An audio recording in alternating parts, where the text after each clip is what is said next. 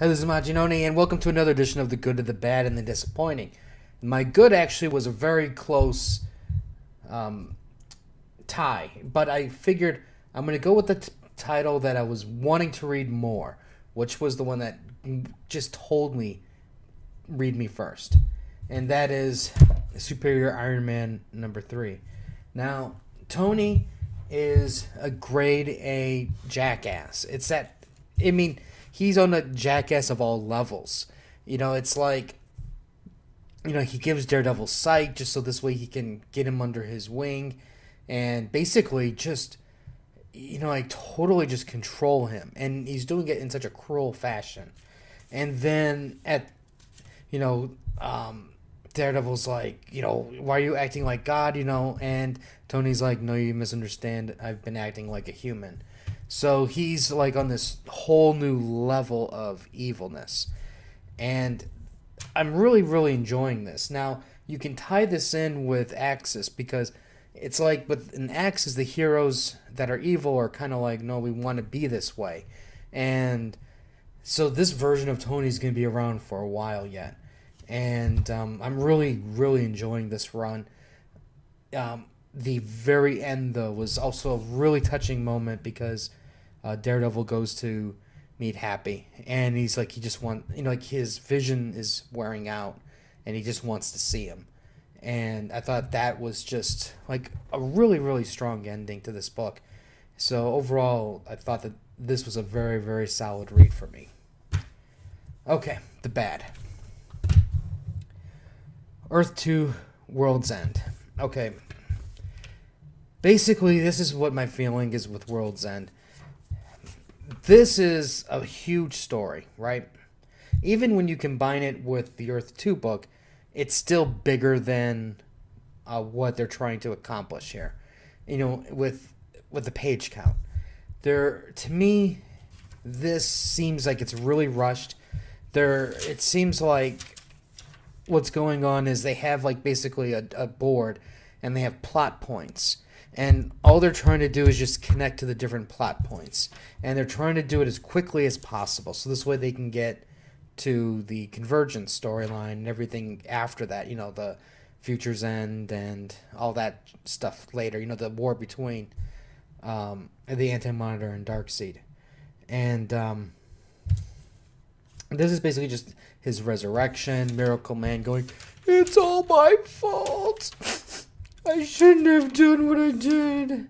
And then you have remaining heroes. You have Grayson going crazy.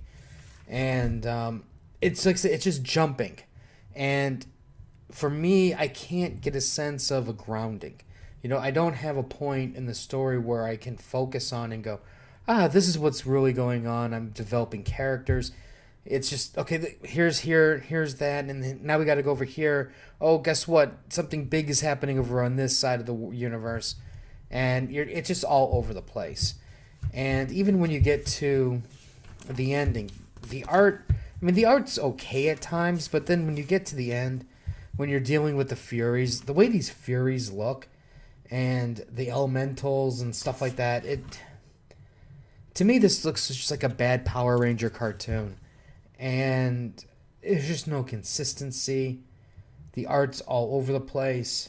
And it goes from decent to bad, from good to decent. And I don't know. There's not much longer I'm thinking I can stay on this. And I'm honestly pretty much ready to cancel both Earth books because the quality is just dropped dramatically on both of this.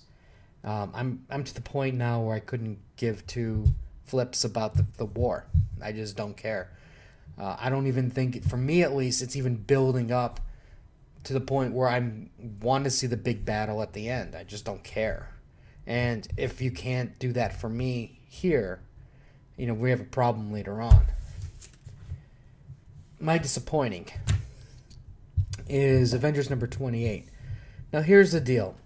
This is this huge big battle issue where you got the Illuminati, you got Steve Rogers Avengers, Steve Rogers Shield, and then you have Sunspot, AIM, and Avengers all meeting at one point to battle. I think the art is great. I think the build-up is great. I think that there's too many characters. And my major problem is this. There is so much going on in this fight. And this goes back to Earth 2. That you can look at this 2-page spread and you can go, yeah, I want to see that fight.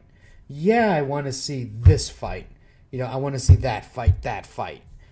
You can't, because there's nothing. It gives you a little bit of fighting, but that's it. And this is why you comic readers just don't understand the power of manga, because this battle sequence here, while some of you might think this is acceptable, this is a joke.